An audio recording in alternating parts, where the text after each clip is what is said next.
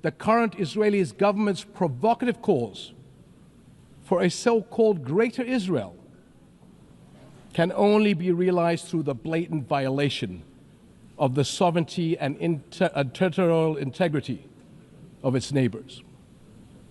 And there is nothing great about that. I can't help but wonder if a similar outrageous call were made by an Arab leader, would it be met with the same global apathy? The international community must stop entertaining the illusion that this government is a willing partner for peace. Far from it. Its actions on the ground are dismantling the very foundations on which peace could stand. Calling for the targeting of Al-Aqsa Mosque will incite a religious war that would reach far beyond the region and lead to an all-out clash that no nation would be able to escape. How long before we recognize the Palestinians as people who aspire to the same things you and I do, and we act on that recognition? How long before we recognize that statehood is not something Palestinians need to earn? It is not a reward. It is an indisputable right.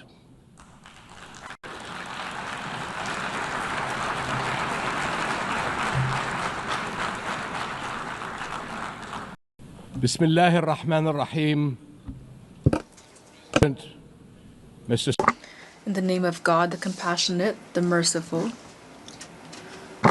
General Assembly, and another occasion when I stand before you to address the same issue, the conflict in the Middle East. And not for the first time, developments on the ground have made me question the worth and utility of words in capturing the magnitude of the crisis. Yet not speaking about it would signal acceptance of the situation and abandonment of our humanity. And that I will not do. Our UN General Assembly was born 80 years ago, pledging to learn from, not repeat, history. The world vowed never again. However, for almost as long, Palestinians have been living through a cruel cycle of yet again, bombed indiscriminately, yet again, killed, injured, and maimed, yet again, displaced and dispossessed, yet again, denied rights, dignity, their basic humanity, yet again. So I must ask, how long? How long will it be before we find a resolution to this conflict, one that safeguards the rights of all sides and allows a level of normalcy in the lives of the families at its core? How long will it be before I stand before you and speak not of suffering and devastation in my region, but of prospect, prosperity, and potential?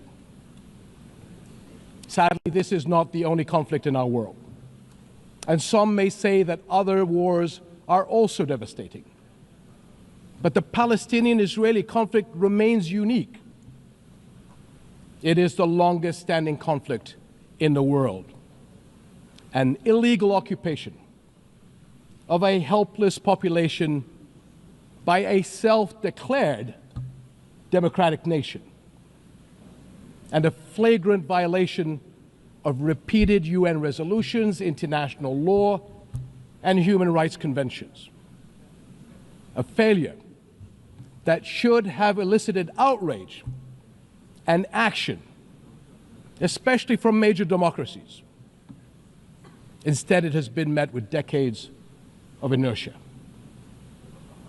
My friends, the war in Gaza marks one of the darkest moments in this institution's history. But although it is today's horror, the injustice stretches back decades. The Palestinian-Israeli conflict has been on the UN agenda throughout its 8 decades of existence. How long will we be satisfied with condemnation after condemnation without concrete action? When it comes to the Palestinian-Israeli conflict, it seems that what unfolds in the halls of power is theory. The struggles and suffering on the ground is reality. For decades, we have seen several attempts to achieve a solution by interim agreements and temporary stopgaps, none that delivered on the end game.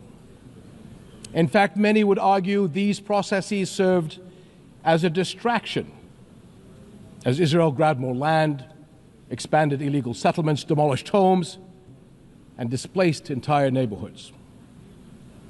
Muslim and Christian holy sites in Jerusalem have been vandalized and desecrated by those under government protection.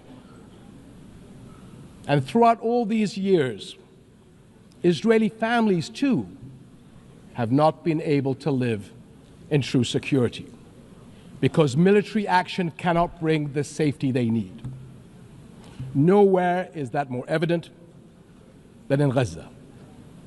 More than 60,000 Palestinians killed, 50,000 children injured or killed, miles of burnt out rubble, neighborhoods, hospitals, schools, farms, even mosques and churches in ruins, widespread starvation. And what we are seeing is only a glimpse, because never in our modern history has the lenses of international media been obstructed like this from capturing the reality on the ground. Almost 2 years in, and the cruelty of this military campaign continues unabated. Furthermore, the current Israeli government's provocative calls for a so-called Greater Israel can only be realized through the blatant violation of the sovereignty and territorial integrity of its neighbors. And there is nothing great about that. I can't help but wonder if a similar outrageous call were made by an Arab leader, would it be met with the same global apathy?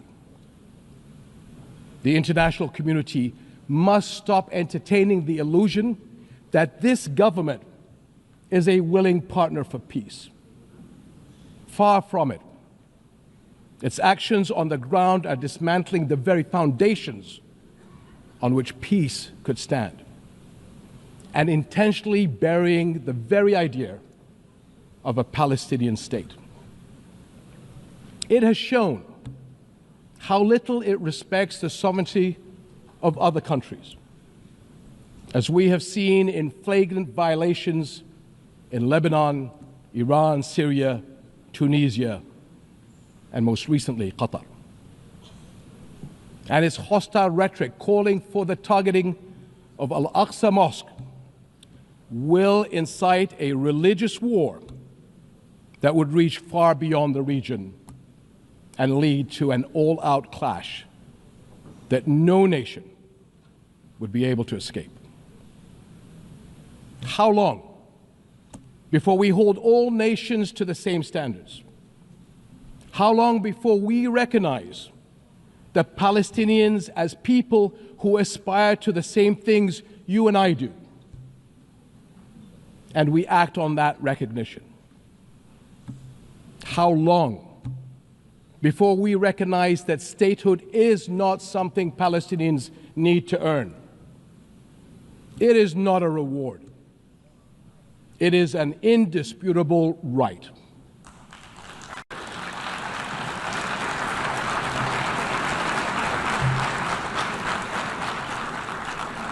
In Jordan, We are determined to work for a world in which people are secure in their homes, are safe to practice their faiths, and are able to live and thrive in dignity. As custodians of Muslim and Christian holy sites in Jerusalem, we safeguard these holy places against actions that violate the city's legal and historical status quo. Compromising the delicate balance in the holy city will turn it into a tinderbox that ignites global conflict. And Jordan is serving as the main base for international humanitarian response in Gaza, working by all possible means to provide critical supplies of aid and food. And we appreciate our regional and international partners. I'm also immensely proud of the many Jordanians, including men and women of Jordan armed forces, who are at the heart of this effort. Ground convoys, aircraft crews, doctors, nurses, and mobile medical staff who work even under fire to provide relief. These and countless others carry forward Jordan's deep heritage of compassion and generosity to a people in grave need. My friends, amid such darkness, there is a glimmer on the horizon. We are seeing more nations stepping up on behalf of a permanent ceasefire in Gaza, one that ensures the release of all hostages, unhindered humanitarian aid, and support for the Palestinian people as they rebuild. We all know that force is no foundation for security. It is a prelude for greater violence. Repeated wars are teaching generations of Israelis and Palestinians that their only recourse is the gun. Security will only come when Palestine and Israel begin to coexist. Seems I have the same problem as President Trump. Begin to coexist side by side. This is the two-state solution, in line with international law and UN resolutions. An independent and viable Palestinian state with East Jerusalem as its capital, alongside a secure Israel living in peace with its neighbors. For almost a quarter of a century, this has been the promise of the Arab Peace Initiative, in which Arab and Muslim partners around the globe extended their hand. My friends, for the past 2 years, we have finally seen the world's conscience stirring in the courage of ordinary people from every walk of life and every corner of the globe, raising their voices as one and declaring, "It has been too long."